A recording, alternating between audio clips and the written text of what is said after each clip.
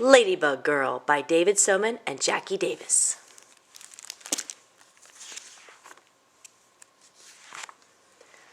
"I'm Ladybug Girl," says Lulu, zipping into the kitchen. She slips into the chair next to her brother. "Did you know that ladybugs eat bugs?" "Yes," he says. "Everyone knows that." After breakfast, Mama says, "Papa and I have work to do around the house. You'll have to figure out your own fun time, okay?" "How am I ever going to do that?" asks Lulu. "You can do anything, Lulu. You're a Ladybug Girl." Lulu runs after her brother. "Where are you going?" "I'm playing baseball with Sam and Max." "Can I play too?" she asks. "No, you're too little," he snorts. "And bugs don't play baseball." With a sigh, Lulu wanders through the house. Bingo follows. There's nothing to do.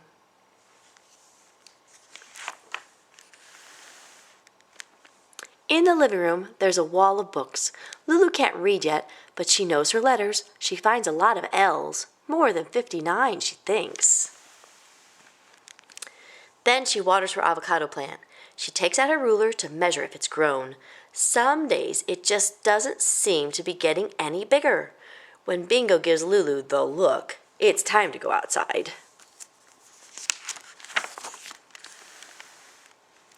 In the backyard, the grass smells sweet and it's sparkling with dew. When Bingo snuffles about, Lulu discovers a line of ants marching over a rock. "Is that rock in your way, ants? It's much too big for you to move, isn't it?" she says. "I can help you. I'm Ladybug Girl." Ladybug Girl easily lifts the rock over her head and tosses it aside. Nothing can stop the ants now. "Come on, Bingo," she says. "Ladybug Girl has things to do." She runs across the yard to the pond. Her brother calls it a puddle, but she knows it's big. So big she can see trees and sky inside the water. There might even be a shark in the deep part. Ladybug Girl jumps in anyway. Her next stop is the old crumbly stone wall. It definitely needs her help. She picks up the fallen rocks and puts them back on top. Now the wall is bigger and better than before.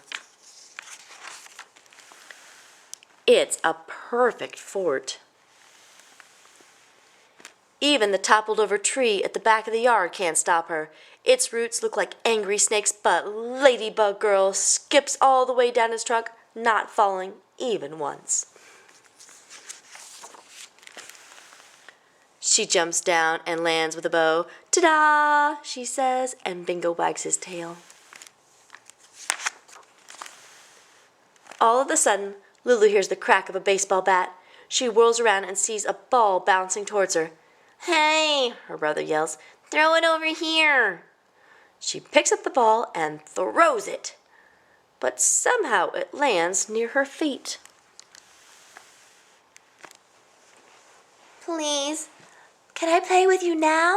she asks when her brother runs over. "No," he says. "I already told you, you're too little." He grabs the ball and runs back to his game. Lulu glares after him.